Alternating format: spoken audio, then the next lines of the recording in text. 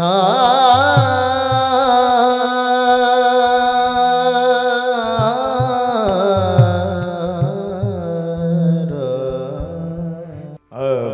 मी त्याटी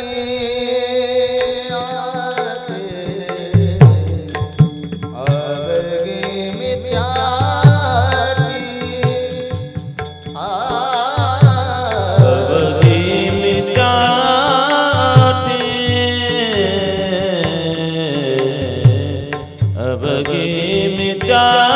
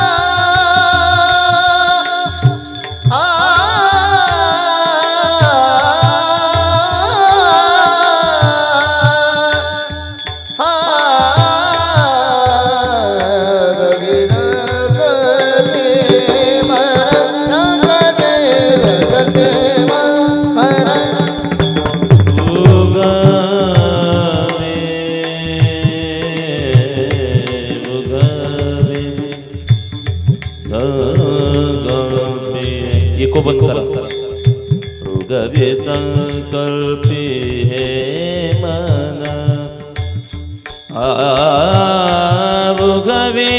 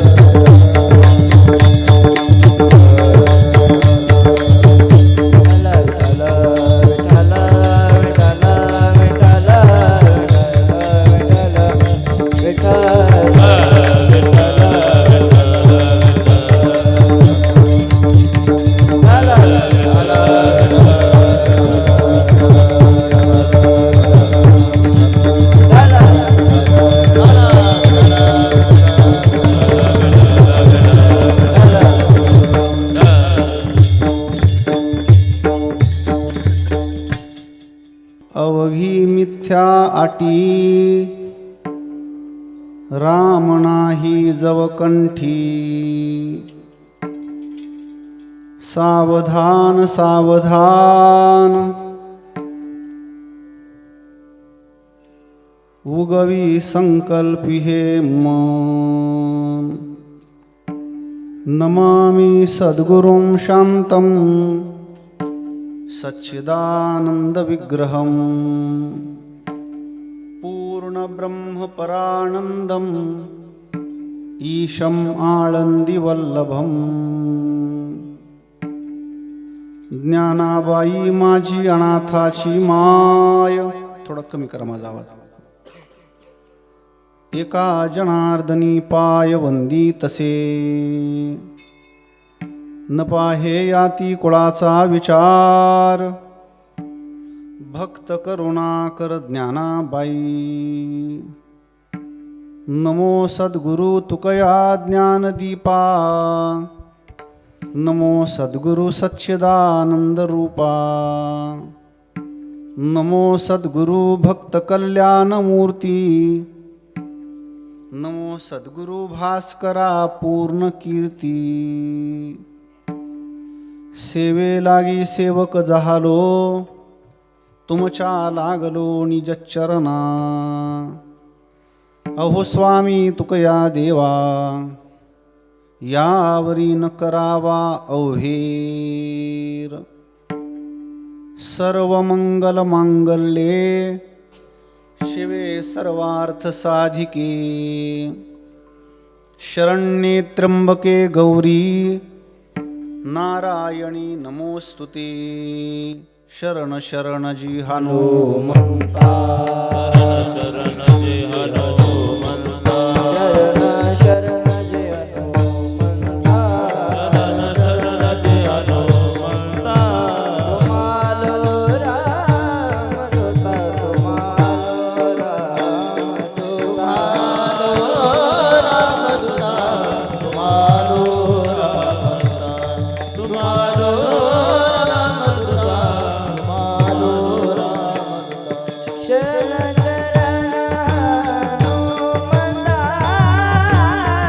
तुम्हालो राम दूता तुम्हालो शरण शरण हनुमंता तुम्हालो रामदूता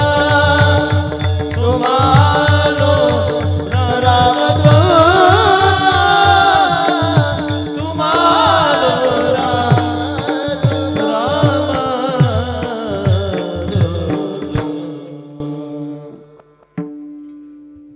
तुम्हालो रामदूता.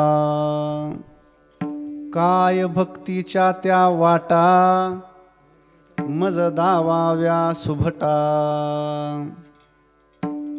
अवघी मिथ्या आटी राम नाही जवकंठी सावधान सावधान उगवी संकल्पी हे मन. सेवेला उपस्थित केलेला अभंग जगद्वंद्य जगद्गुरु देहूचे सुप्रसिद्ध साधू वैराग्य राग रसिक वितराग शिरोमणी हरिश्रीचे सुमन आणि जिजाई रमण श्री तुकोबऱ्यांच्या गाथ्यामधील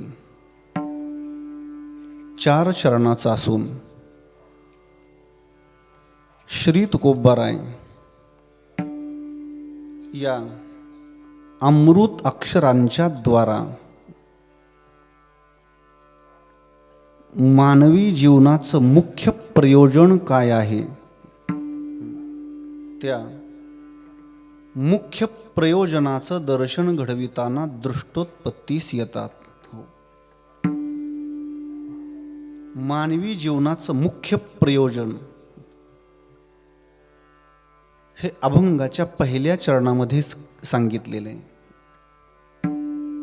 राम नाही जव कंठी, आणि ज्याच्या कंठामध्ये राम नाम नाही त्या जीवानं सावध व्हावं. दुसरं चरण. खरं तर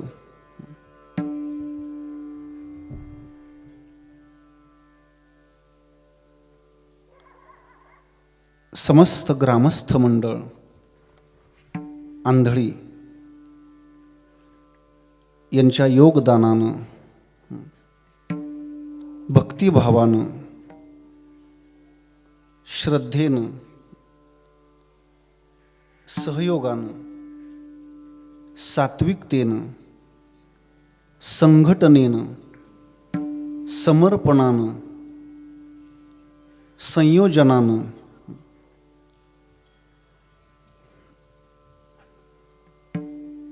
संपन्न होत असलेला गाथा पारायण सोहळा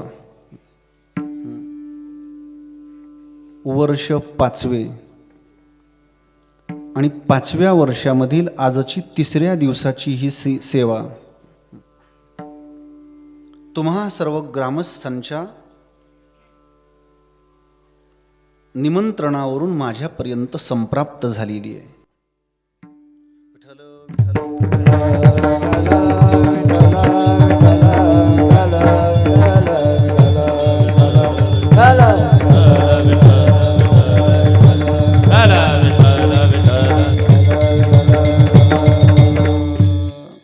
ऐका, आपल्या सगळ्यांना मिळून बरोबर 11 वाजेपर्यंत या अभंगाचं चिंतन करायचंय.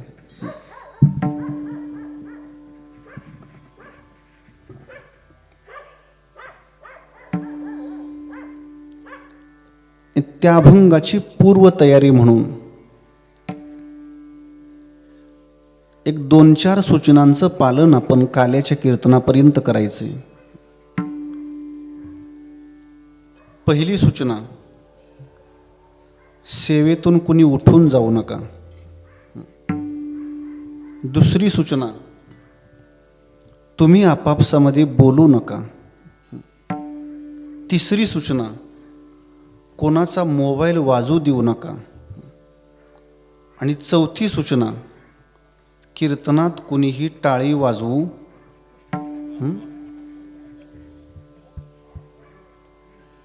चौथ्या सूचनेचं पालन माझ्या करू नका बरं. ऐका, मनुष्याला स्वतःच्या बुद्धीनं प्रपंच कळत नाही आणि मनुष्याला स्वतःच्या बुद्धीनं परमार्थ सुद्धा कळत नाही. प्रपंच करा किंवा परमार्थ करा, ज्याच्या प्रारब्धानं जे वाट्याला येईल त्यानं ते करा. पण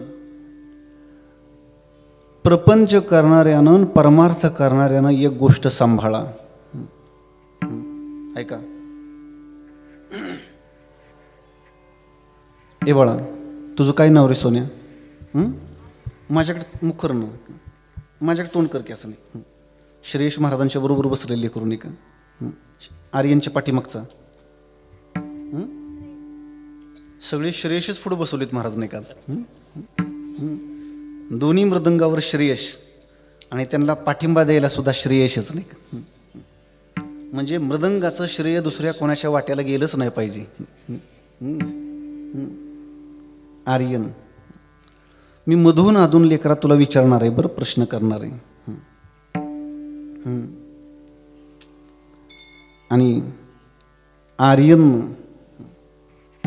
आणि श्रेयसनं माझ्या प्रश्नांची उत्तर जर बरोबर दिली तर कीर्तन संपल्या संपल्या माझ्या प्रिय चोपदारांच्याकडून तुम्हाला 500 रुपये दक्षिणा.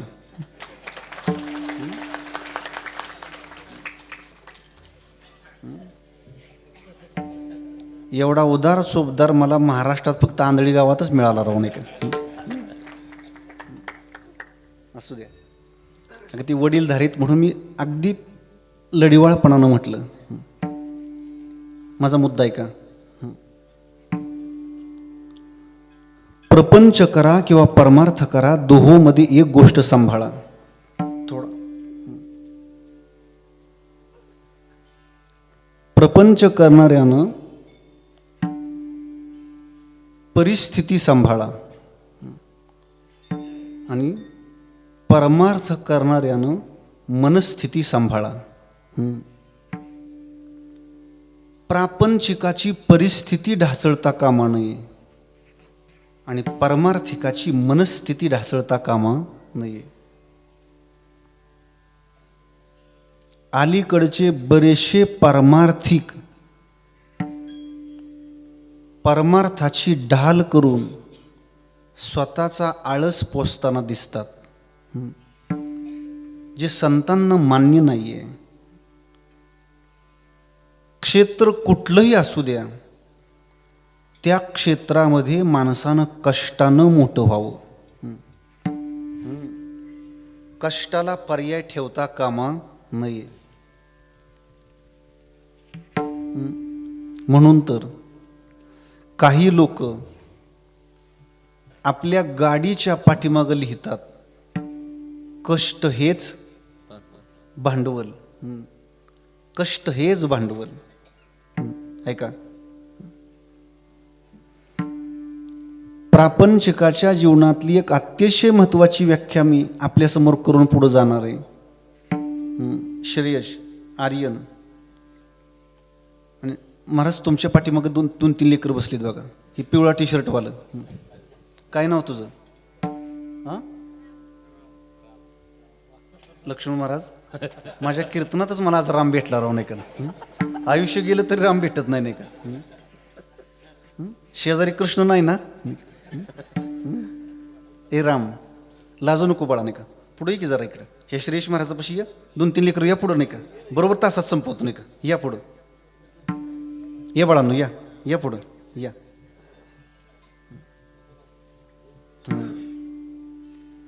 मधून अधून मी तुम्हाला प्रश्न करेल, तेवढं माझ्या प्रश्नांची उत्तरं द्यायची. रामच्या शेजारचा कोण? प्रतीक. ऐका, ज्याच्या प्रपंचात अर्थ नाही त्याच्या प्रपंचाला अर्थ नाही. हो, प्रपंच कधी फटका तुटका राहता कामा नये. मी हे गांभीर्यानं आपल्या समोर मांडतोय, कारण स्वामी विवेकानंद म्हणायचे, पोटात अन्नाचा घास गेल्याशिवाय परब्रह्माचा ध्यास लागत नाही. हो, परब्रह्माचा ध्यास लागत नाही. प्रापंचिकानं दररोज कष्टानं थोडा तरी पैसा घरात आणलाच पाहिजे. कष्टानं रोज पैसा घरात आणलाच पाहिजे. पण या निमित्तानं आणखी दुसरं एक वाक्य उच्चारून मी ही विचारधारा अशीच पुढे घेऊन जातो. ए प्रतीक, आर्यन, ज्या घरात पैसा कष्ट न करिता येतो, तो पैसा त्या घरातल्या लोकांना कष्ट दिल्याशिवाय राहत नाही. पैसा घरात आलाच पाहिजे, पण तो कष्टानंच आला पाहिजे. लक्ष्मणजी महाराज, पैशाला स्पर्श न केलेल्या तुकोबरायांना, बरं ऐका, पैशाला स्पर्श न केलेल्या तुकोबरायांना पैसा कसा कमवावा हे गाथ्यामध्ये सांगितलंय. जोडून या धन उत्तम व्यवहारे, जोडून या धन उत्तम व्यवहारे, जोडून या धन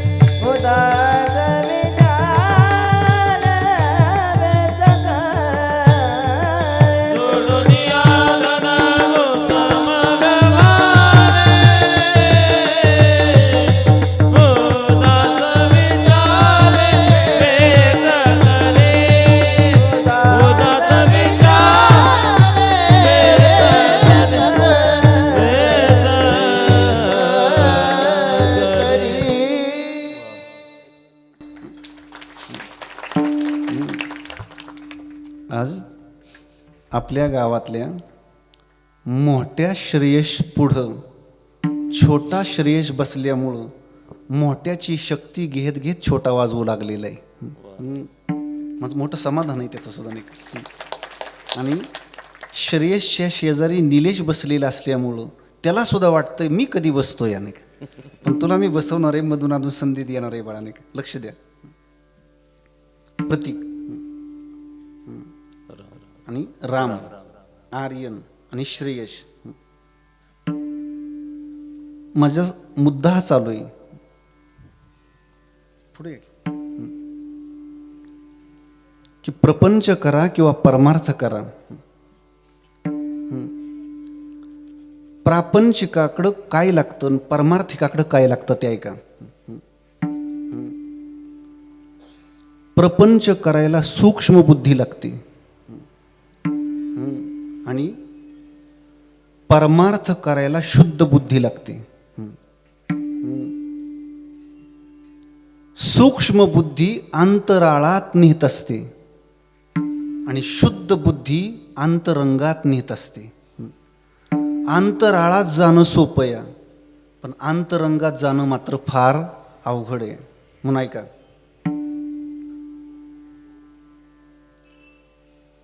परमार्थ म्हणजे वेषांतर नव्हे, कपडे बदलणे नव्हे. परमार्थ म्हणजे भाषांतर नव्हे. परमार्थ म्हणजे देशांतर नव्हे. परमार्थ म्हणजे लोकांतर नव्हे. परमार्थ म्हणजे स्थानांतर नव्हे. स्थानांतर म्हणजे जागा बदलणं.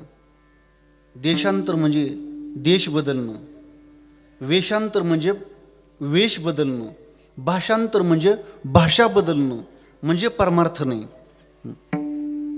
तर परमार्थ म्हणजे वृत्त्यांतर. आपला साधा सोपा शब्द वापरतो.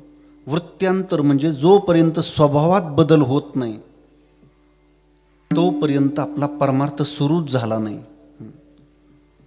आपल्या स्वभावातला ताठरपणा कमी झाला पाहिजे आणि आपला स्वभाव नम्र बनला पाहिजे. आपला स्वभाव सगळ्यांना सांभाळून घेणारा बनला पाहिजे.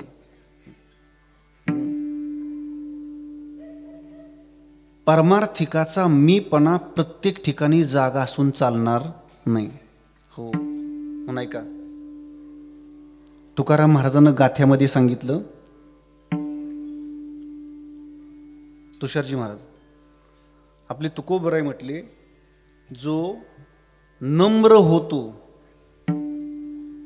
त्याला अनंताला कोंडण्याचं सामर्थ्य प्राप्त होतं. नम्र झाला भूता, नम्र झाला भूता,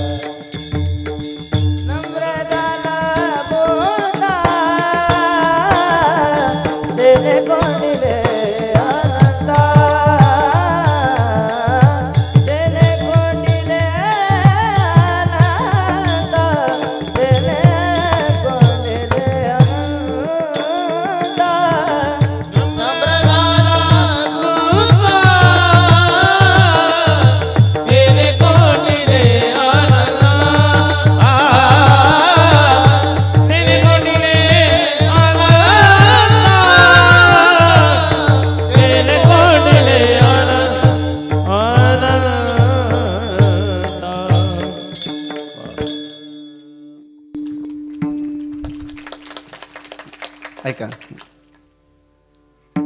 स्वतःच्या बुद्धीनं प्रपंच कळत नाही, स्वतःच्या बुद्धीनं परमार्थ कळत नाही.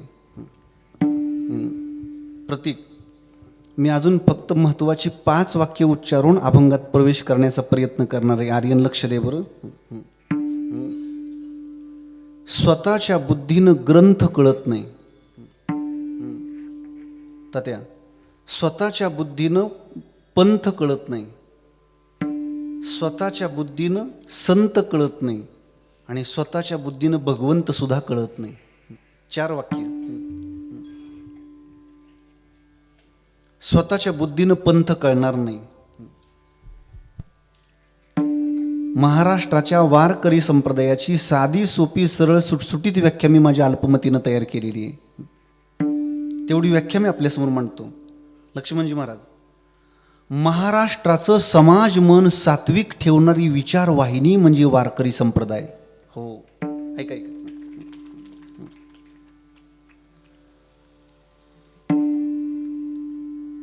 विश्वाला दिलेली अध्यात्म भेट, महाराष्ट्रीयन संतांना विश्वाला दिलेली अध्यात्म भेट म्हणजे वारकरी संप्रदाय. ऐका,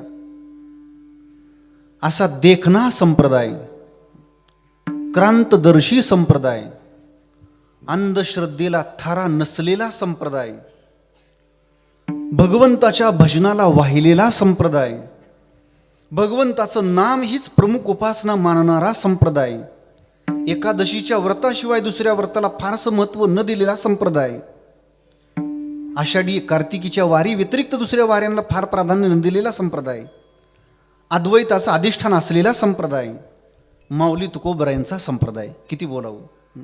तुषारजी महाराज, मी माझ्या अल्पमतीने दुसरी व्याख्या तयार केली, तेवढी आपल्यासमोर मांडतोय का. असा देखणा संप्रदाय आपल्याला मिळाला हे आपलं भाग्य आहे. पुढे का, असा देखणा संप्रदाय आपल्याला मिळाला हे आपलं भाग्य आहे. आणि या संप्रदायाला माऊली तुकोबरायांसारखे संत मिळाले हे संप्रदायाचं भाग्य आहे. हो, हे संप्रदायाचं भाग्य आहे. म्हणून ऐका, माझ्या आंधळी गावातील सगळ्या माझ्या सज्जन मायबापांना, तुमच्या कुटुंबातला एक छोटासा सदस्य या नात्यानं, या नम्र भावनेने मी विचारतो, भगवंताच्या दरबारात तेवढं मला उत्तर अपेक्षित आहे आणि खरं अपेक्षित आहे.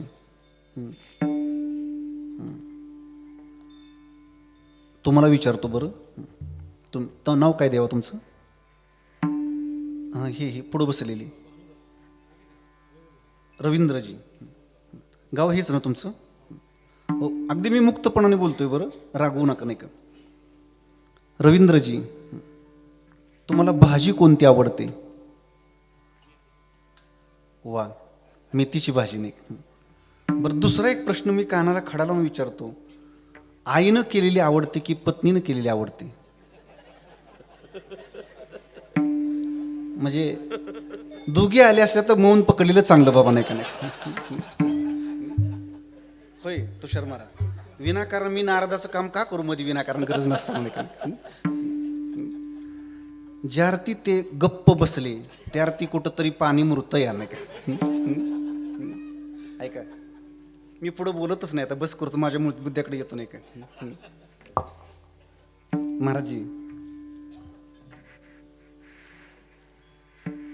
आपल्याला घरात बटाट्याची भाजी खायची असेल आणि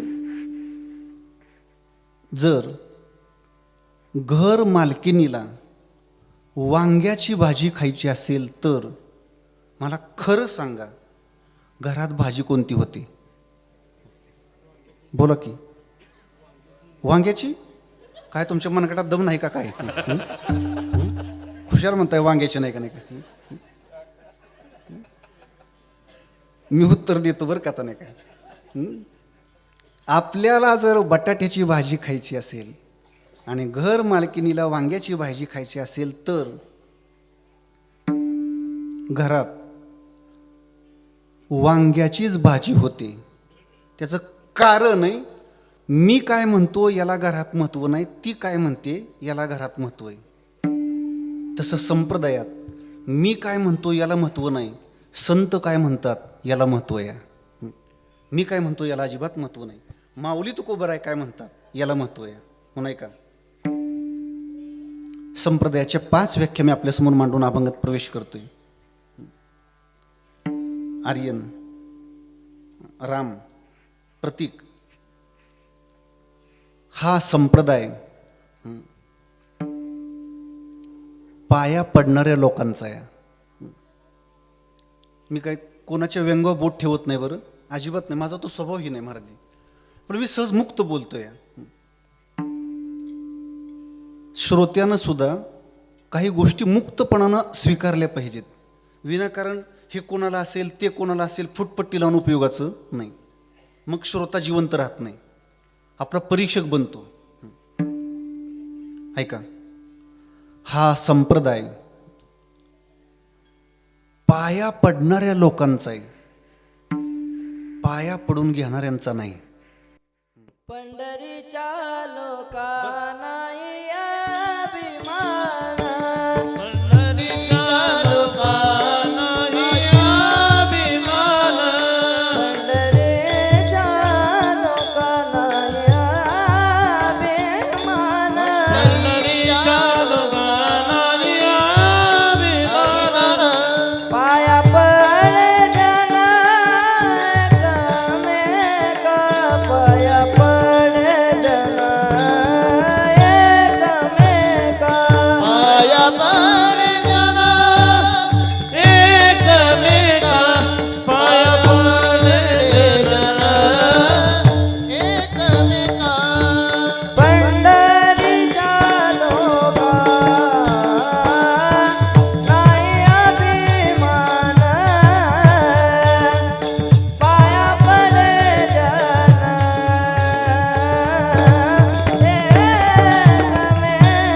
एकमेक. पंढरीच्या लोकांना अभिमान, पाया पडे जन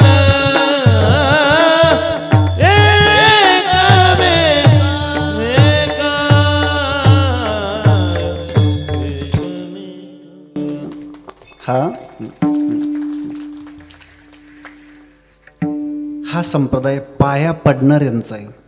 दुसरं वाक्य आहे का,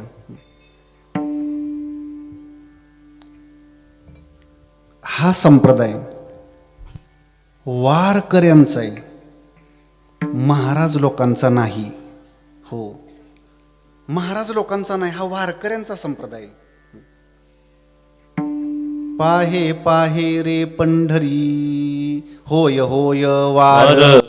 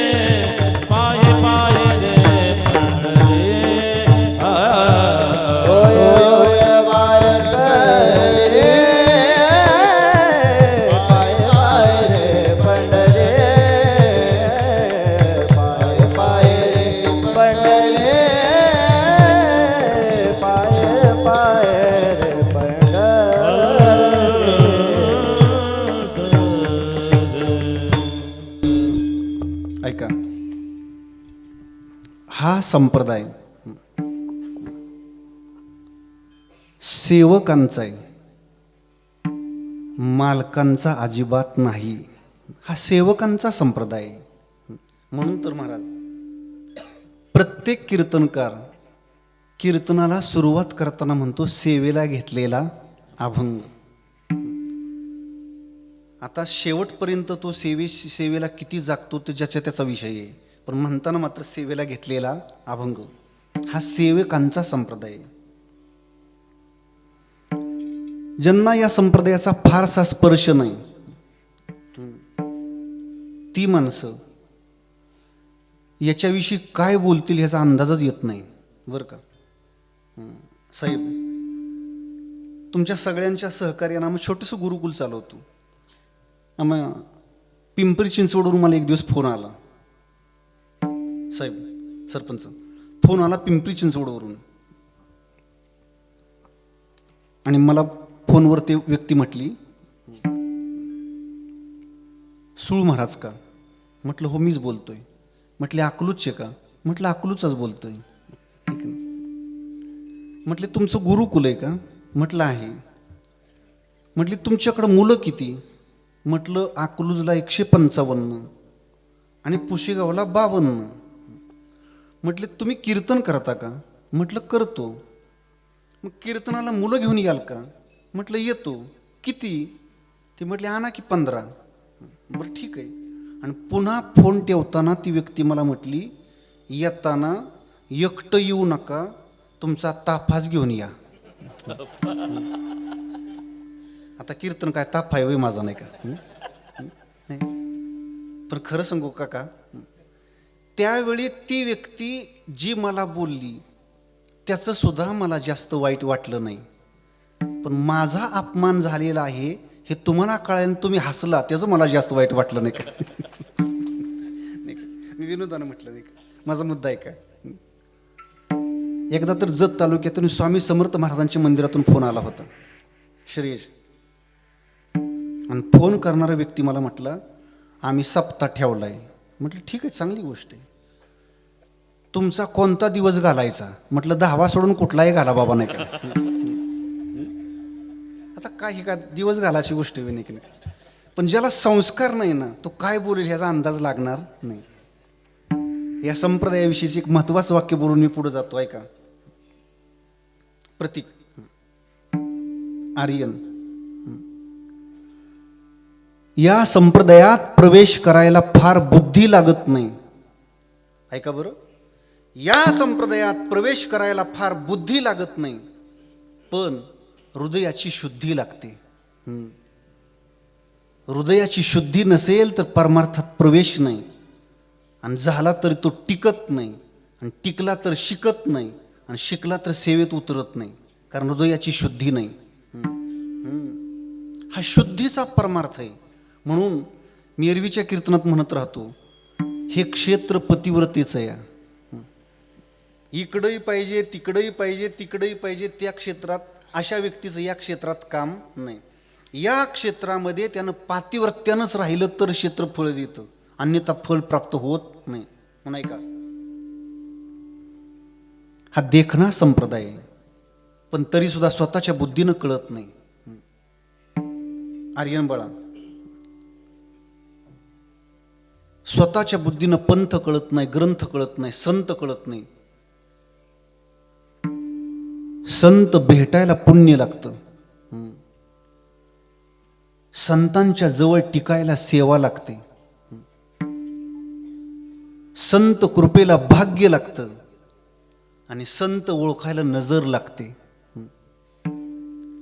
कुठल्या महाराष्ट्रातल्या मोठ्या घडामोडीवर भाष्य करावं एवढा माझा अभ्यास नाही, परंतु आपण सगळी पुढं बुजुर्गच बसलेले आहात, तज्ञच बसलेले आहात, म्हणून मी बोलतो. संत कळाले नाहीत ना की मग सिन्नरचं प्रकरण घडतं. हो, हे का घडलं त्याचं एकच कारण आहे, संत ओळखण्याची नजर नाही. हो, संताची विरक्ती पचली नाही ना की मग अशा लोकांची श्रीमंती आणि अशा लोकांच्या ऐश्वर्याला सामान्य माणसं भुलत राहतात. हो, ऐका, संत ओळखायला नजर लागते, नजर. ऐका सज्जनांनो, स्वतःच्या बुद्धीनं न कळणारी शेवटची गोष्ट मला सांगायची ना, अभंगात प्रवेश करायचा आहे. निलेश, आता ही नेहमी जी माझ्याबरोबर असणारी मुलं आहेत ना, त्यांच्याकडून मला उत्तराची अपेक्षा नाही, पण या बाळांच्याकडून उत्तराची अपेक्षा आहे, पुढे बसलेल्या. काकाजी, ही पुढे बसलेली 4 लेकरं म्हणजे आपल्या आंधळी गावच्या 4 पुरुषार्थ आहेत बघा, नाही का. हो, धर्म, अर्थ, काम आणि मोक्ष. आणि मला प्रत्यक्षात पहिल्यांदाच राम भेटलेला आहे. राम, मी तुला विचारणार आहे बरं, स्वतःच्या बुद्धीनं माणसाला जीवन कळत नाही. ऐका, माणसाला जेवण कळतं पण जीवन कळत नाही. काय? जेवण कळतं पण जीवन कळत नाही. सज्जन हो, मातेच्या गर्भातून मातीच्या गर्भात जाईपर्यंत मिळालेल्या श्वासाला जीवन असं म्हणायचं. मातेच्या गर्भातून मातीच्या गर्भात जाईपर्यंत मिळालेल्या श्वासाला जीवन असं म्हणायचं. जीवन मिळणं वेगळं आणि जीवन कळणं वेगळं. हो, म्हणून मागील वर्षी सुद्धा सरपंच साहेब हे वाक्य याच मंडपात वापरलं होतं. लक्ष्मणजी महाराज, सप्ताहाचा मांडव काय करतो? सप्ताहाचा मांडव आपल्याला जीवन कळवून देतो. हो, म्हणून ऐका, सप्ताहाचा मांडव घराघरात पांडव तयार करतो आणि सप्ताहाचा मांडव घराघरातलं तांडव संपवतो. ज्याला घरात पांडव जन्माला घालायचंय आणि घराघरातलं भांडण संपवायचंय, त्याला एक ना एक दिवस तरी सप्ताहाच्या मांडवातच आश्रयाला यावं लागेल. होय का?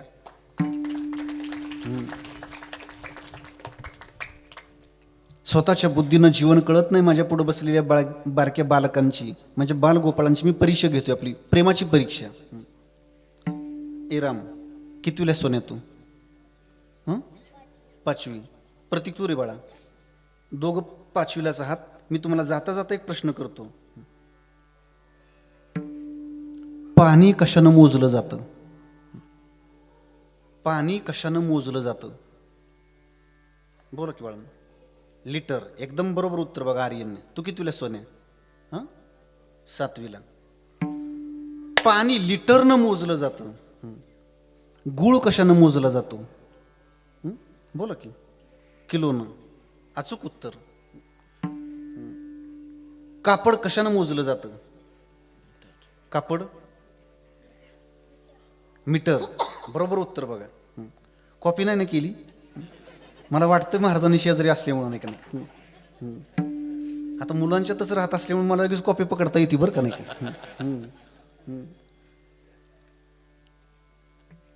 आठवड्यापूर्वी मी अकलूच्या गुरुकुलच्या मुलांचा पेपर घेतला साहेब. आणि पेपर घेतल्यानंतर एक धर्मपुरीचा मुलगा सारखाच मागं बघायचा. मी म्हटलं, बाळा का रे विनाकारण मागं बघतोय? ती पोरग माझ्याकडे बघत मला काय म्हटलं, महाराज मी विनाकारण मागं बघत नाही, पेपरातच लिहिलं या मागे पहा. काय लिहिलंय? पेपरातच सांगितलंय मागे पहा. अरे मागे पहा म्हणजे मागच्या पानावर पहा का मागच्याच पहा? नाही. कापड मीटरनं मोजलं जातं. अंतर कशानं मोजायचं? अंतर किलोमीटर. मोठे बोल की. बरोबर बोलते लेकरू नका. अतिशय अचूक बोलतंय. ऊस कशानं मोजायचा? टन. उत्तर डन. आणि शेवटचा प्रश्न, आपलं जीवन कशानं मोजायचं? जीवन कशानं मोजायचं ते उत्तर लवकर सापडत नाही, म्हणून तर कीर्तनाची गरज आहे. हो, आहे काय? पाणी लिटरनं मोजलं जातं, गुळ किलोनं मोजला जातो, वस्त्र मीटरनं मोजलं जातं, अंतर किलोमीटरनं मोजलं जातं, ऊस टनानं मोजला जातो. पण जीवन कशानं मोजायचं हे आपल्या लवकर आपल्या बुद्धीनं सापडत नाही, म्हणून तर कीर्तनाची गरज आहे. ऐका, जीवनाची परिपूर्णता ही फक्त आणि फक्त भगवंताच्या दर्शनात आहे. विठ्ठलची देखले विठ्ठलची एक. देखले विठ्ठलची एक. देखले विठ्ठलची एक. तुका मने जन्माला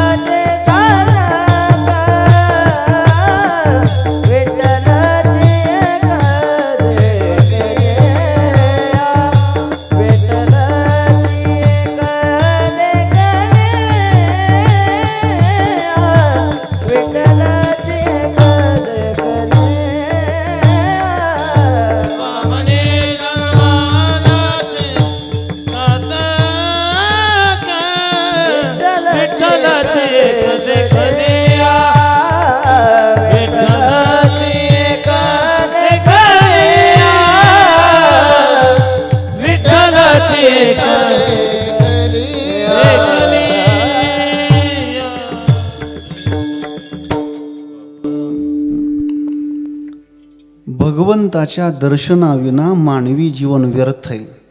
म्हणून ऐका, भगवंताच्या साधनेविना, जपाविना, सेवेविना मानवी जीवन व्यर्थ ठरतं.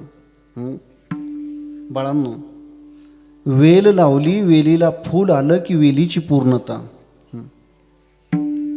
झाड लावलं, झाडाला फळ आलं की झाडाची पूर्णता. मंदिरावर कळस बसविला की मंदिराची पूर्णता. ज्ञानदेव तुकाराम भजन झालं की कीर्तनाची पूर्णता. काल्याचं कीर्तन झालं की सप्ताहाची पूर्णता. ऐका, हिमालयावरून गंगा नदी निघाली, समुद्राला जाऊन मिळाली की गंगेची पूर्णता. अगदी तद्वत आळंदीहून ज्ञानेश्वर महाराजांची पालखी निघाली.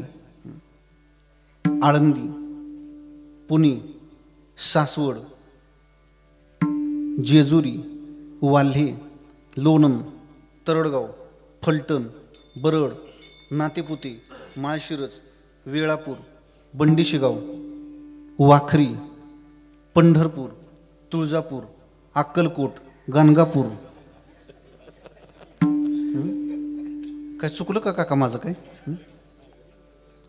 माझी पालखी बरीच पुढं गेली नाही का? नाही, मी विनाकारण पुढून नेली नव्हती.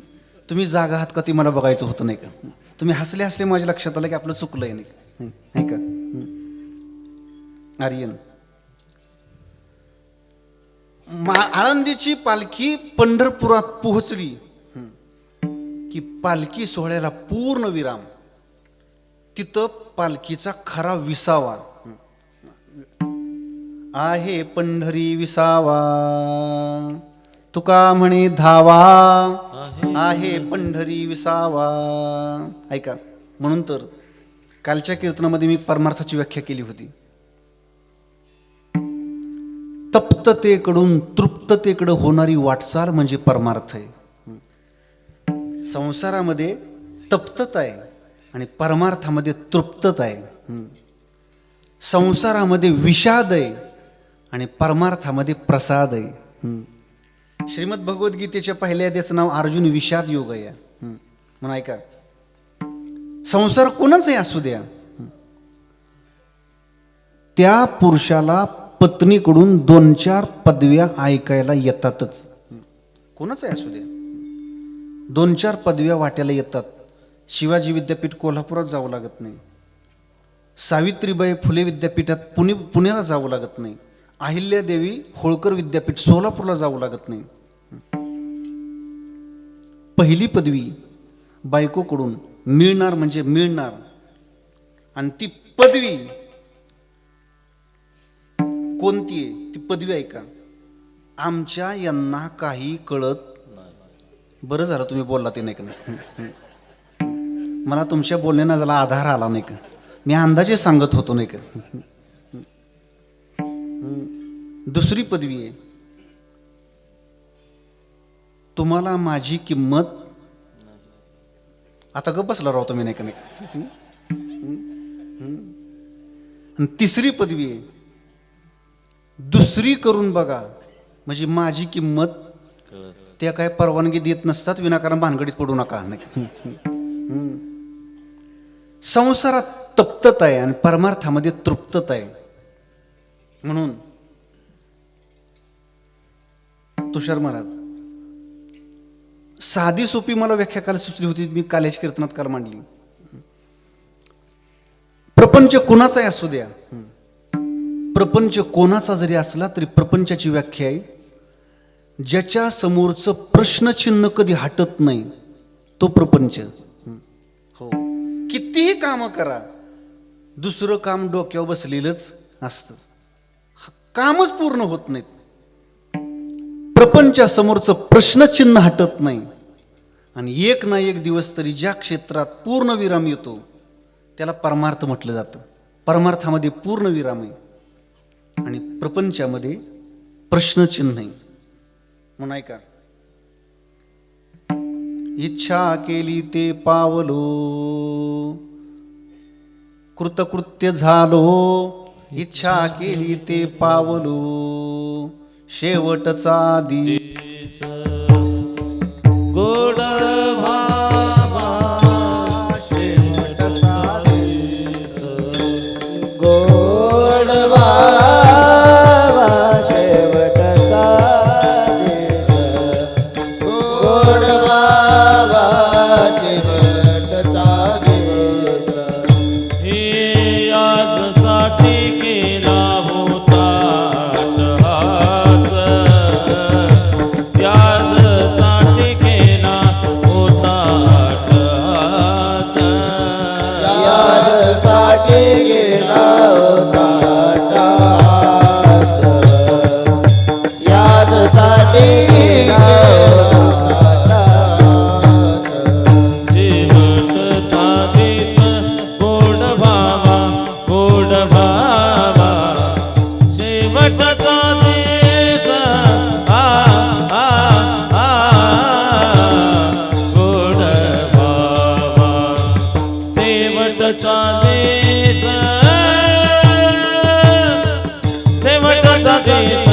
गोड भावा आता निश्चितीने पावलो विसावा आता निश्चितीने पावलो विसावा आता निश्चितीने पावलो विसावा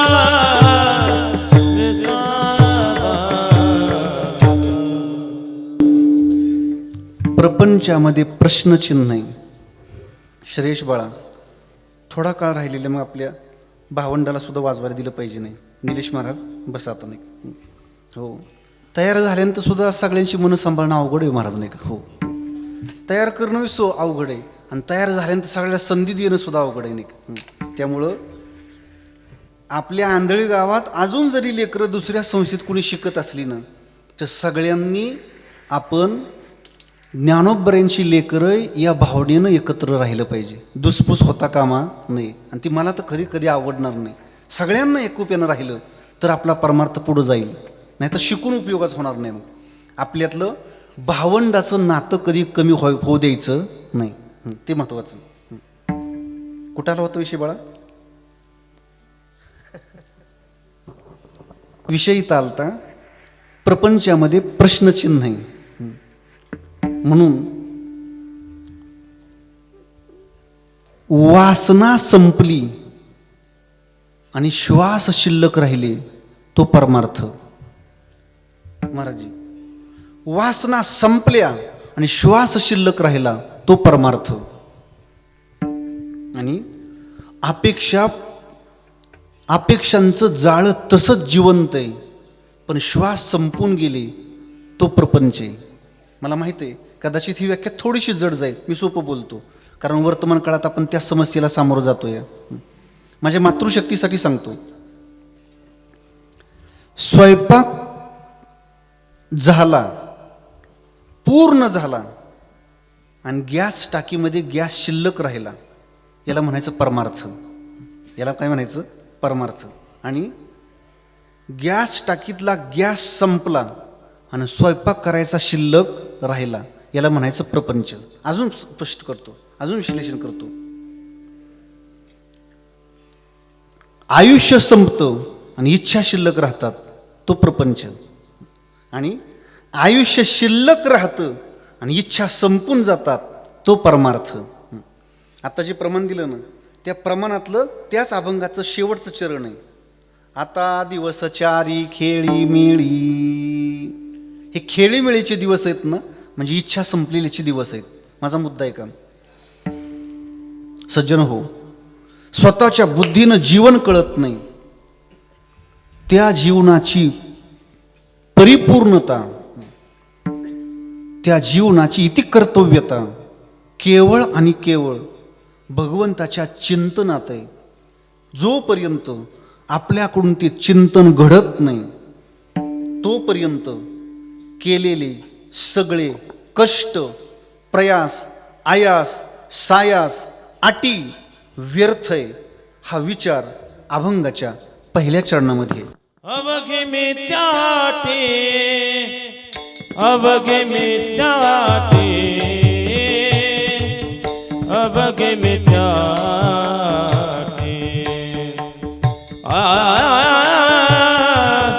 अवघे मिथ्याटे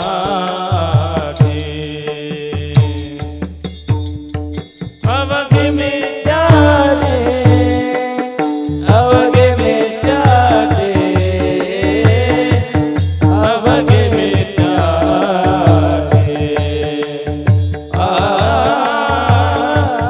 अवघे मिथ्याटे हे अवघे मिथ्याटे राम नाये जव करते हे अवघे मिथ्याटे राम नाय जव करते हे अवघे मिथ्याटे राम नाये जव करते हे अवघे मिथ्याटे राम नाय जव करते सावधान सावधान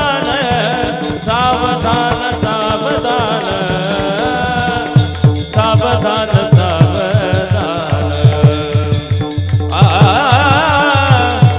सावधान सावधान सावधान सावधान सावधान सावधान सावधान सावधान सावधान सावधान सावधान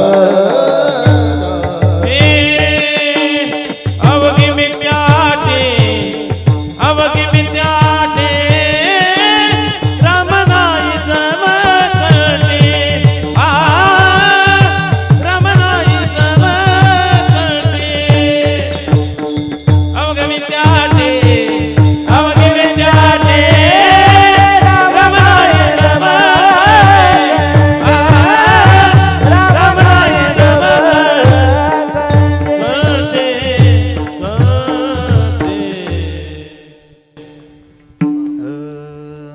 राम नाही जव कंठी. लक्ष्मणजी महाराज, कोणाला पखवाजावर बसवावं आणि कोणाला थांबवावं असं मला पडलेला प्रश्न आहे बघा, नाही का. दोघांचं वादन बाईकून, नाही का. आता हे व्यक्तिमत्व तर आपल्यातलं कमी वयात तयार झालेलंच आहे.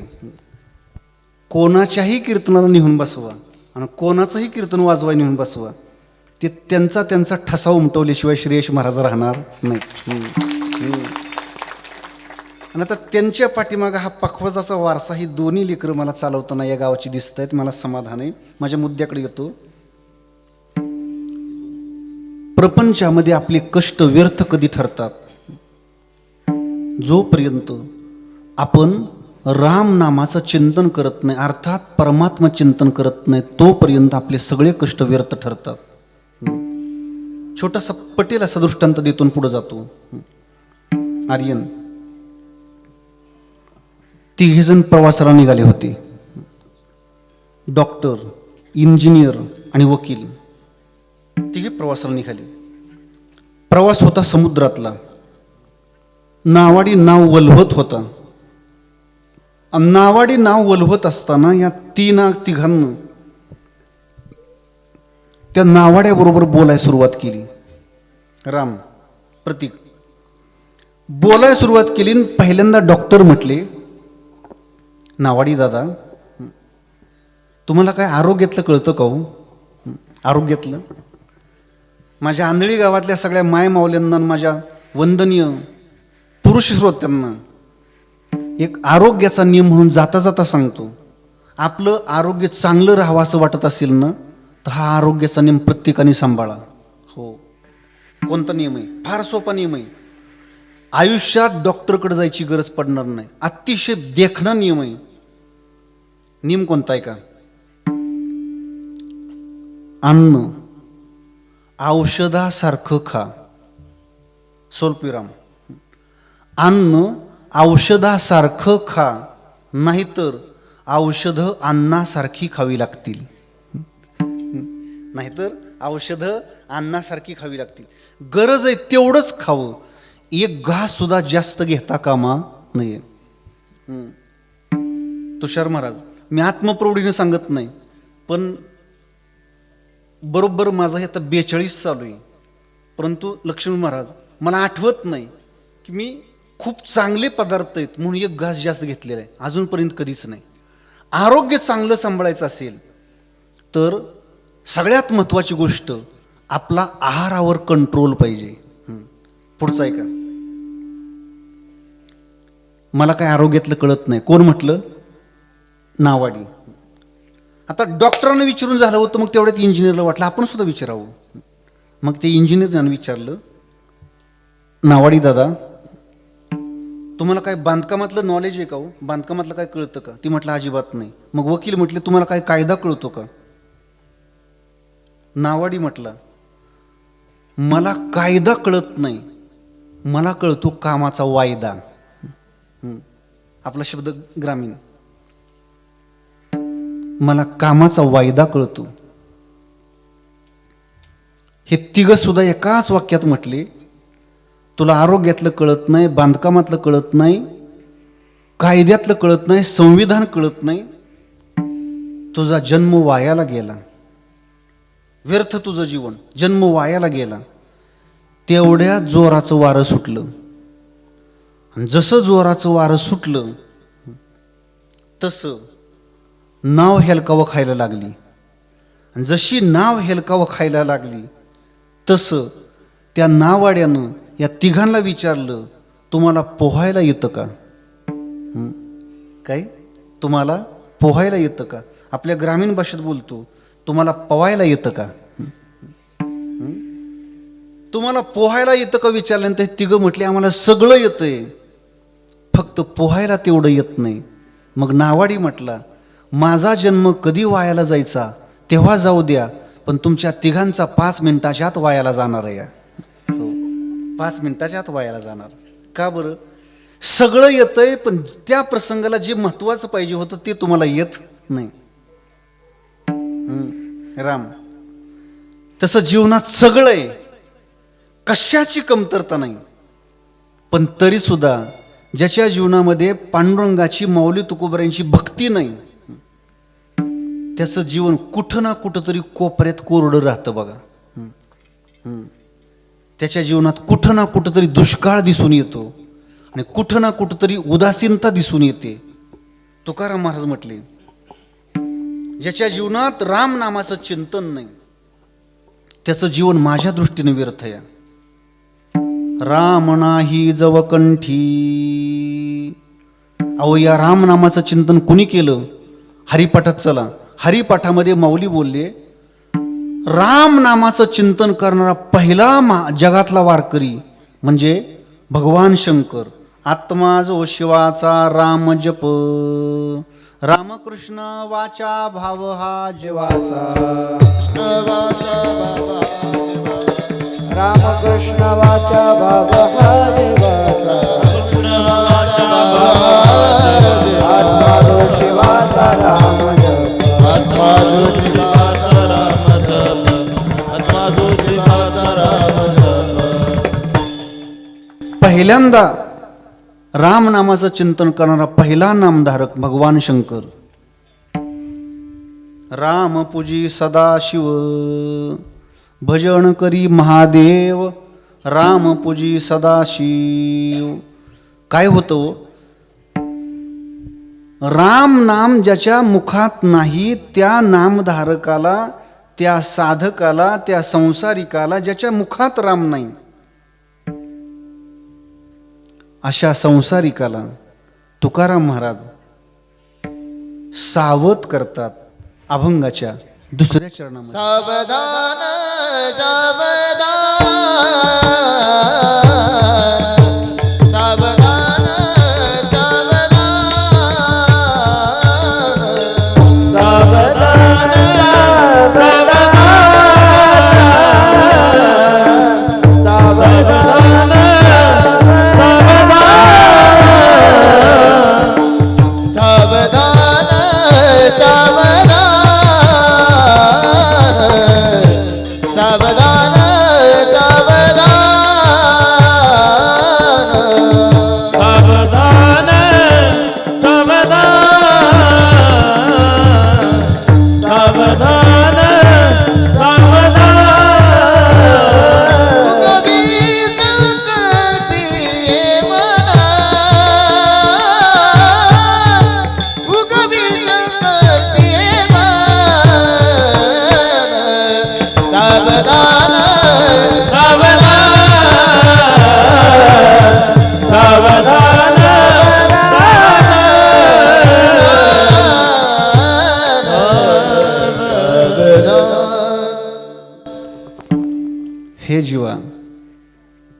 बालका,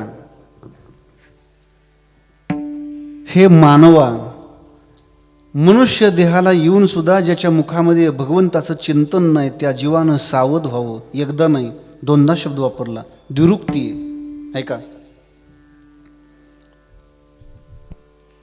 संत महात्मे प्रत्येकाला सावध करतायत.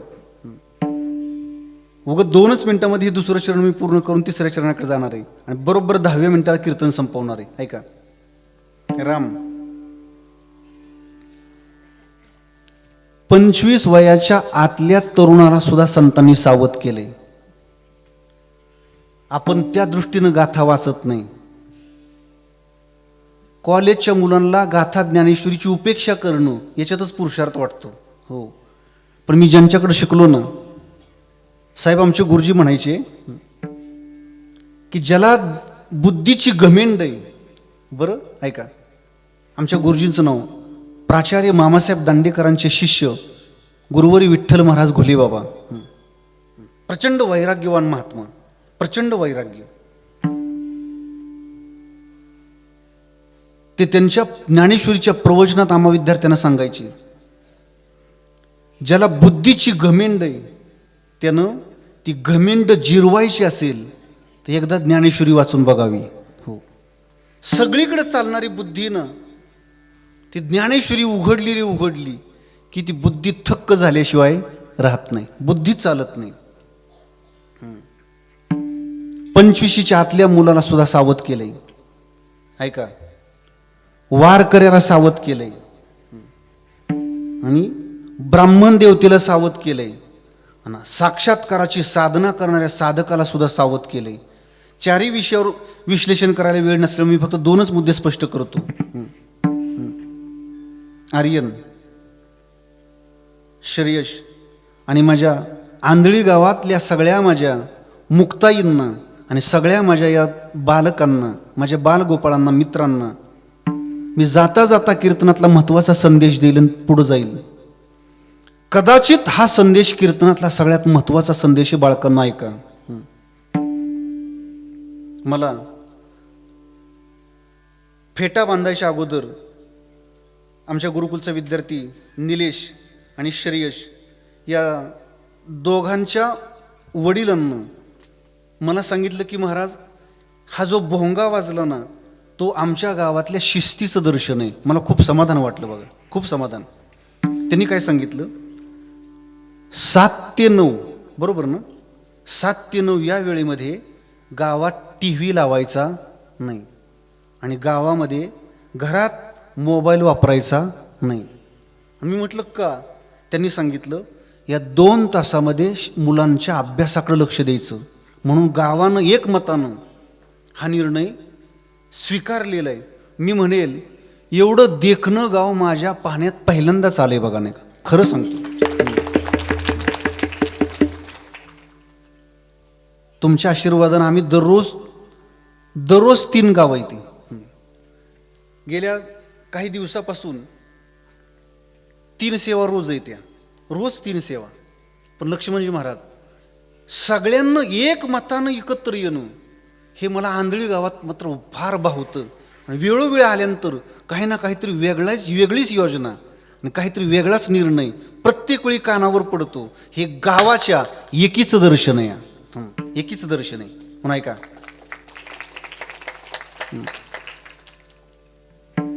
25च्या आतल्या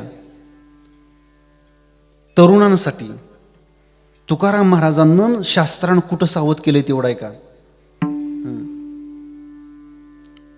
जो मुलगा तारुण्यामध्ये, श्रेयश महाराज, जो मुलगा तारुण्यामध्ये अभ्यासाला तीर्थ समजतो तो मुलगा भविष्यात समाजासाठी तीर्थ ठरतो. समाजासाठी तीर्थ ठरतो, तीर्थ. म्हणून ऐका, ज्या मुलांना 25च्या आत कॉलेजला गेल्यानंतर आईवडिलांच्या 35-40 हजाराच्या मोबाईलवर रात्री 3 वाजेपर्यंत 2:30 वाजेपर्यंत जी मुलं फक्त चॅटिंग करत बसतात, अशा चॅटिंग बहादरांकरिता माझा कीर्तनातला मेसेज आहे. जर तुम्ही कॉलेजच्या वयात, अभ्यासाच्या वयात 2:30-3 वाजेपर्यंत रात्रीच्या चॅटिंग करत बसाल तर लग्न ठरायच्या प्रसंगाला पुढची स्थळं सुद्धा तुम्हाला चाटाच मारतील. काय मारतील? चाटाच मारतील. त्याला काय पर्याय नाही. म्हणून ऐका, ज्या 25च्या आतल्या मुलाचा दिवस अभ्यास न करिता मावळतो तेच त्या तरुणाचं मरण आहे. रोज अभ्यास केलाच पाहिजे. अभ्यास न करिता दिवस मावळला तर शास्त्र बोलतं ते त्याचं मरण आहे. त्याला सांगितलं सावध हो. 60च्या पुढचे जे ज्येष्ठ नागरिक आहेत त्यांना सुद्धा सावध केलंय. ऐका, त्यांच्याकरिता मला एवढं एक वाक्य बोलून दृष्टांत सांगून थांबायचंय. महाराजजी, 60च्या पुढं आपल्याच घरात आपल्याला पाहुण्यासारखं राहता आलं पाहिजे. मला माहित आहे हे वाक्य तुम्हाला जरा जड जाणार आहे. 60च्या पुढं आपल्याच घरात आपल्याला पाहुण्यासारखं राहता आलं पाहिजे. 60च्या पुढचं वय आहे ना ते संयमाचं वय आहे, आत्मकेंद्रित होण्याचं वय आहे, अंतर्मुख होण्याचं वय आहे. कुणी राग मानू नका, पण 60च्या पुढं म्हातारपण सुरू होतं. हो, आणि म्हातारपणाची माझी व्याख्या आहे विकासजी, म्हातारपणाची माझी व्याख्या आहे, ज्याचं कुणीच ऐकत नाही पण सांगितल्याशिवाय गप्प बसत नाही त्याला म्हातारा म्हणतात. हो हो, कुणीच ऐकत नाही पण सांगितल्याशिवाय गप्प बसत नाही ते म्हातारपण आहे. पुढं ऐका, खाऊ वाटतं पण खाता येत नाही, पिऊ वाटतं पण पिता येत नाही, बघू वाटतं पण बघता येत नाही, ऐकू वाटतं पण ऐकता येत नाही, बसू वाटतं पण बसता येत नाही, उभं राहू वाटतं पण उभं राहता येत नाही, नव्हे मरू वाटतं पण मरण येत नाही. त्या अवस्थेचं नाव म्हातारपण आहे. हो, तुमच्या माझ्या आयुष्याची खरी परीक्षा 60 नंतर आहे बघा. या विषयाला मी अधिक विस्तार करत नाही, पण वारकऱ्याचं मरण सुद्धा सांगितलं, वारकऱ्याला सुद्धा सावध केलं. कशात सावध केलंय का? महाराज गाथ्यातलंच प्रमाण आहे. भजनाला बसल्यानंतर जर खिशातला मोबाईल वाजला तर भजनात झालेला विक्षेप हेच निष्ठावंत वारकऱ्याचं मरण आहे. हो हो, नव जावा क्षण एक वाया, भजनी विक्षेप त्याची पै मरण, नव जावा क्षण एक वाया. हो, मला तर असे वारकरी भेटतात की रूप पाहता लोचनीला फोनवर बोलायला जातात, ते ह्याची दान देवालाच येतात. मग हो, अशाला वारकरी म्हणता येणार. भजनात एक क्षण विक्षेप झाला तरी सण होत नाही, माशासारखा तडपडतो तो वारकरी. भजनी विक्षेप त्याची पै मरण. त्या वारकऱ्याला सावध केलं. उगवी संकल्पी हे मन, विठोबा रखुमाई.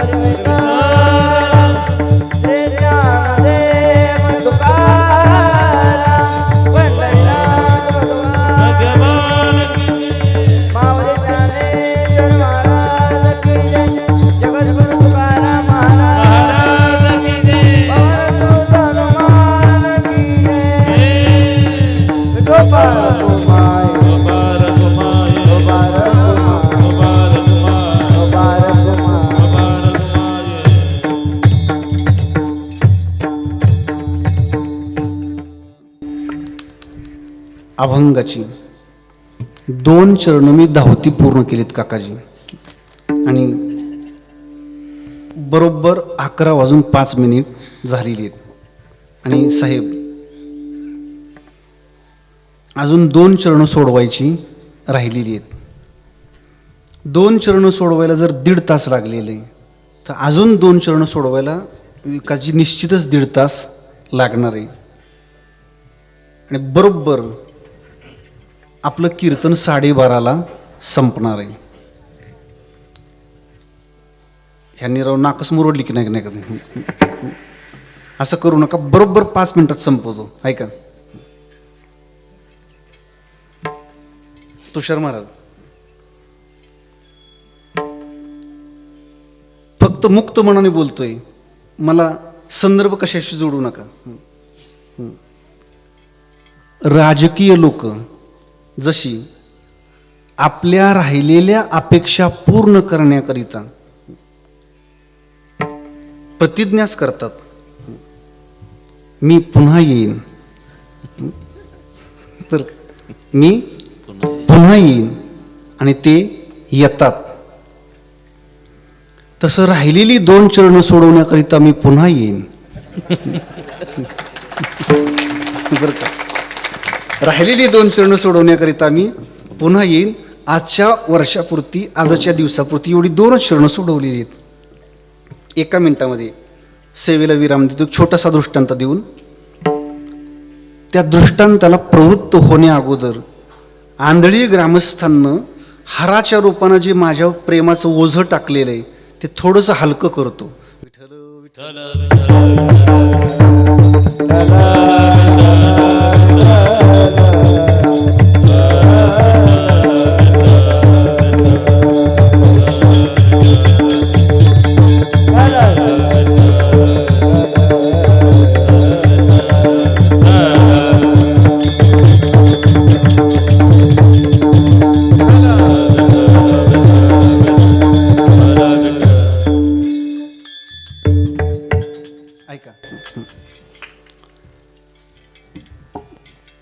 सावध होण्याकरिता आड येणारी एकच गोष्ट आहे, त्या गोष्टीचं नाव आहे स्वतःचा अहंकार. माझ्या सगळ्या ग्रामस्थांची मी क्षमा मागतो. तुम्हाला काही सामाजिक सांगावं, शैक्षणिक सांगावं, कृषीविषयक सांगावं, हा माझा अधिकार नाही, माझी योग्यता नाही. गावात प्रवेश केल्यानंतर छोट्याशा कोणत्याही कार्यक्रमात एखादा नवखा मनुष्य सहभागी झाला तरी सुद्धा आपल्या आंधळी गावची डोळस संस्कृती त्या व्यक्तीला दिसल्याशिवाय राहणार नाही. आंधळी गावची डोळस संस्कृती, संवेदनशीलपणा, एकोपा, संघटन, सगळ्यांना मिळून नेतृत्वाच्या पाठीमागं कसं चालावं याचं दर्शन या गावात आल्यानंतर आम्हाला वेळोवेळी दिसून आलेलं आहे. माझा मुद्दा आहे का, चांगल्या गोष्टीला आड येतो तो स्वतःचा अहंकार. एवढ्या एका गोष्टीवर मला फक्त कीर्तन संपवायचंय. अहंकार सुखानं जगू देत नाही आणि अहंकार सुखानं मरू देत नाही. सगळ्या गोष्टीत आड येतो तो अहंकार. ऐका,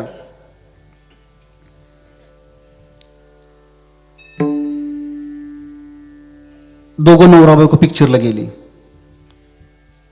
दहीवडीला टॉक आहे नाही ना, मग गेले फलटणला नाही. आणि पिक्चर बघून ते माघारी आले, दोघंही पटकन माघारी आले. आणि माघारी आल्यानंतर आपल्या फ्लॅटच्या दरवाजाला लावलेलं कुलूप आहे ते कुलूप काढण्याकरिता दोघे प्रवृत्त झाले.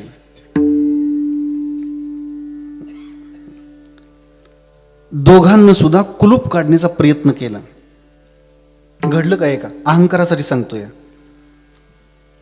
प्रत्येक गोष्टीत माणसाचा अहंकार कसा जागा आहे. अगोदर नवऱ्याच्या हात जवळ लेकरू होतं, बायको कुलूप काढायला बसली, बहुतांशी चाव्या त्यांच्याकडेच असतात, ती कुलूप काढायला बसली पण कुलूप काही निघेना. 11:07 झाले तरी कुलूप निघेना. मग तिनं माघार घेतली. बहुतांशी ते माघार घेत नाहीत, पण दृष्टांतात घेतली. आणि नंतर तिनं चावी पतिराजाकडे दिली आणि पतिराजानं ती चावी आयटीतच घेतली. जे कुलूप तुला कष्टानं निघालं नाही ते कुलूप 2 मिनिटात मी कसं काढून दाखवतो, या आवेशात पटकन खाली बसला आणि कुलूप काढण्याचा प्रयत्न केला. खरंच सांगतो, तो कुलूप काढायला बसला, कुलपामध्ये चावी घातली आणि बायकोनं मोबाईलची बॅटरी चालू केली आणि कुलपावर प्रकाश टाकला की सहज काढता यावं म्हणून. आणि काय सांगतो, 1 मिनिटात कुलूप निघलं. हो, पटकन कुलूप निघलं. जसं कुलूप निघलं, मात्र या बाबांत गप्प बसाव की नाही. जे कुलूप तुला 5 मिनिटात निघालं नाही ते कुलूप मी 1 मिनिटात काढून दाखवलं, याचा अहंकार जागा झाला. आणि यानं खाली बसून फक्त उभ्या असलेल्या बायकोकडे नजर टाकली. नजरेतून तो जणू सांगत होता, बघ मी कसं पटकन कुलूप काढलं. तेवढ्यात बायको त्याच्याकडे बघत म्हटली, त्याला 80 बॅटरी धरावी लागते. दृष्टांत संपला. म्हणजे कुलूप ह्यानं काढली पण माझ्या बॅटरीमुळे निघालाय नाही का नाही. जिथं जाईल तिथं स्वतःचा अहंकार माणसाचा जागा आहे. एवढ्या देखण्या गावात मी काय सांगावं, पण मी पोटतिडकीनं सांगतोय. हो, एरवीची माझी पद्धतच आहे, जिथं जाईल तिथं प्रामाणिक राहायचं. टाळ्या मिळवण्यासाठी आणि प्रसिद्धीसाठी काहीच करायचं नाही. काही प्रयत्न न करीताच कीर्तन सरेनात. कुठं बसता आणखी वाढवत नाही का. मला फक्त माझ्या प्रिय सज्जन दूरदृष्टी असलेल्या द्रष्ट्या या आंधळी गावातल्या सगळ्या ग्रामस्थांना मला सांगायचंय, नेतृत्व तयार व्हायला पिढ्यानपिढ्या जातात मायबाप. हो, पिढ्यानपिढ्या जातात. तरी सुद्धा गावाला खमक्या नेतृत्व साहेब मिळत नाही. आपल्या गावचं भाग्य आहे. तुमच्या सगळ्यांची पुण्याई, तुमच्या सगळ्यांच्या पुण्याईचा अर्क, तुमच्या सगळ्यांच्या दान धर्माचा अर्क नव्हे, तुमच्या सगळ्यांची संवेदना ज्यांच्याविषयी प्रचंड जागृत आहे आणि ज्या व्यक्तिमत्वानं गावातल्या प्रत्येक घराबरोबर आपलं नातं जोडलेलं आहे, प्रत्येक सुखात सहभागी आहेत, प्रत्येक दुःखात सहभागी आहेत, सुखदुःखातलं प्रत्येक कुटुंब माझं कुटुंब म्हणून सांभाळणारी ही देखणी रत्न आज आपल्या गावामध्ये आहेत. मला वाटतं कीर्तनानंतर माझं हे जे वाक्य आहे हे सामाजिक आहे, पण तरी मला बोलायचं होतं म्हणून बोललो. ही माणसं, अशी दृष्टी माणसं मिळत नाहीत, ती आपल्याला मिळालेली आहेत. आपण ती सगळ्यांना तळ हातावरल्या फोडाप्रमाणे सांभाळूया आणि गावची भौतिक श्रीमंती, गावचा शैक्षणिक विकास, गावचा कृषी क्षेत्राचा विकास आणि गावचा सांस्कृतिक विकास अधिकाधिक प्रत्येकाच्या डोळ्यात भरेल असा विकास आपल्याला करून घ्यायचा असेल तर तुम्हा गावचं हे एकोप्याचं दर्शन अखंड असंच दिसू द्या, ही नम्र प्रार्थना सगळ्यांच्या चरणावर करतो आणि याच ठिकाणी माझ्या वाणीला विराम देतो. ज्ञानेश्वर माऊली ज्ञानेश्वर माऊली ज्ञानराज माऊली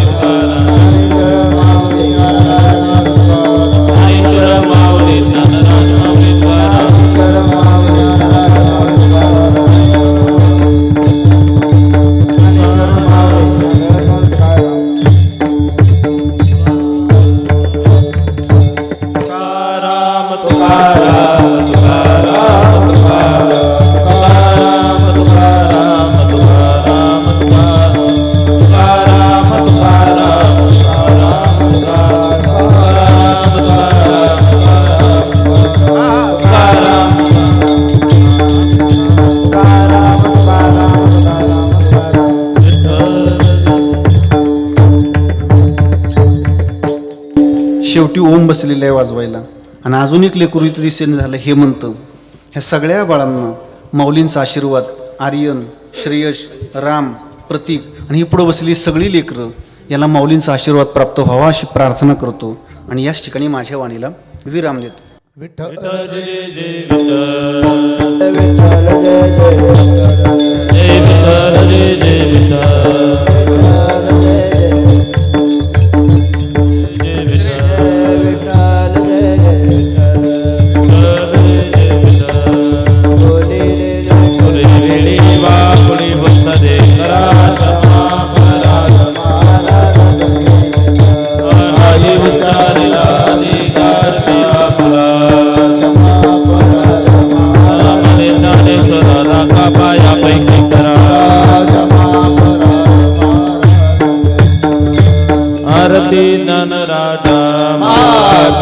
तेजा सेवकी साधू संत मनो वेदना माझा ज्ञान राजा रूपली ज्ञान जगे कोणी अवतार पांडुरंग नाव ठेवले ज्ञानी ज्ञान राजा महाकैवल्य तेजा सेवकी साधू संत मनो वेदना माझा ज्ञान राजा प्रकटय बोले विश्व प्रमाद केले रामनाथ आई प्रकट केले अर्कदान राजा महाकैवल्य सेवकी साधू संत मनो वेदना माझा अर्कदान राजा आरती स्वामी सद्गुरु रामानंद मरुतु पाय राघव्यामा आरती तुकारामा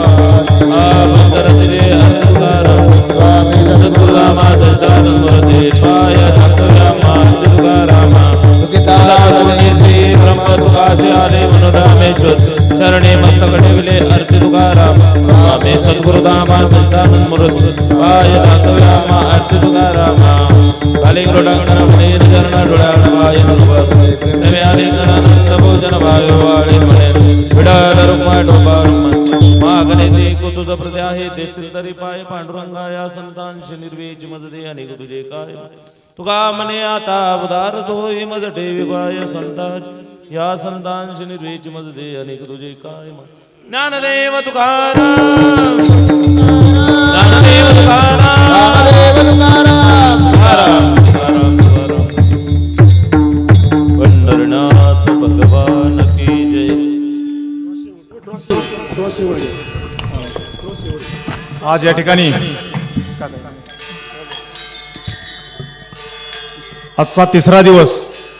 तिसऱ्या दिवसामध्ये आदरणीय सुरेशजी महाराज सूळ यांचं अतिशय चांगल्या पद्धतीने आपलं कीर्तन आपण श्रवण केलं. महाराज, मी आंधळी ग्रामस्थांच्या वतीनं आपलं खूप खूप आभार मानतो. आंधळी गावामध्ये सुधारणा झाली ही फक्त आपल्या आशीर्वादामुळं. कारण एकच सांगेल की मारुतीरायाचं कळशारोहण आणि शंभू महादेवाचं सिद्धेश्वराचं कलशारोहण आपल्या हस्ते झालं.